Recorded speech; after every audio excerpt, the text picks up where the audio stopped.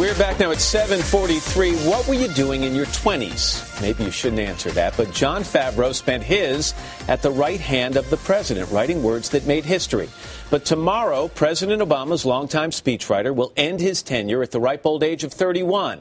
Willie sat down with him recently for an exclusive interview. Willie, good morning to you. Matt, good morning. Jon Favreau started writing presidential campaign speeches for John Kerry at the age of 22, a few months removed from his college graduation. He later teamed up with a freshman senator named Barack Obama, the man who now calls Favreau his mind reader. In his first television interview, the departing speechwriter takes us inside his life as the voice of the president.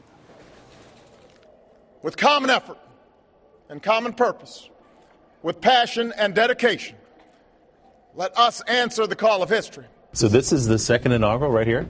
This is the second inaugural, one of the many, many drafts that the president marked up. So these are the president's notes here. His very neat writing. Jon Favreau has spent the last 8 years taking hand-scribbled notes like these and turning them into soaring speeches for Barack Obama. Generations of Americans have responded with a simple creed that sums up the spirit of a people. Yes, we can. Yes, we can. The two have been inseparable writing partners since Favreau joined then-Senator Obama in 2005.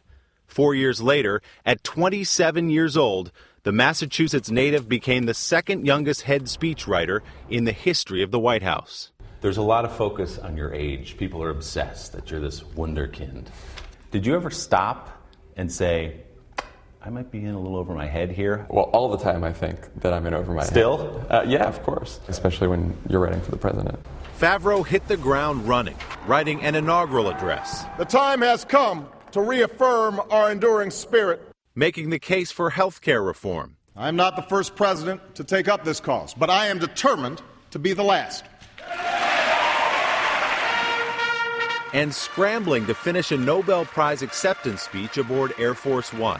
For a variety of reasons, it was a difficult speech. Yes. Not the least of which the president openly said, I'm not sure I deserve this. He didn't have much time to write this speech, and so he spent the night before we went to Oslo up till 3 in the morning writing 7 pages of material. We fly to Oslo, and during the flight, everyone falls asleep, and we are trying furiously to finish this speech. And it was actually one of the only moments that we didn't know if we would have his speech ready by the time he gave it.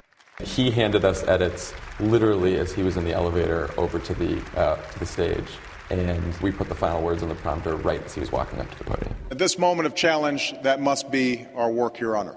So how close were you to not getting the end of that speech in the prompter? Uncomfortably close. With his age, his looks, and his proximity to power, Favreau became a star quickly. One of Time magazine's 100 most influential people. One of People's most beautiful, and tabloids started asking about his relationships after he was spotted with actress Rashida Jones. What do you think about the celebrity aspect of this job? You know, I've always been told, always take your job seriously, never take yourself seriously. And, you know, this is more fodder for my friends to mock me relentlessly for than anything that I actually take seriously. Favreau's job is most difficult, he says, during times of national crisis. With word of a school shooting at an elementary school in Connecticut, there have He said to me, many casualties. You're not a parent yet, but when you're a parent, having a child is like walking around all day with your heart outside your body. Suddenly exposed to the world. It's a possible mishap or malice.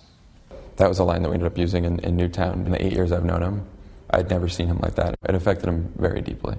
Even as Favreau walks away from the White House, he suspects he hasn't heard the last from his friend in the Oval Office. I've told him I'll be there if he ever needs me, and he's told me that once in a while he might call and I will pick up the phone.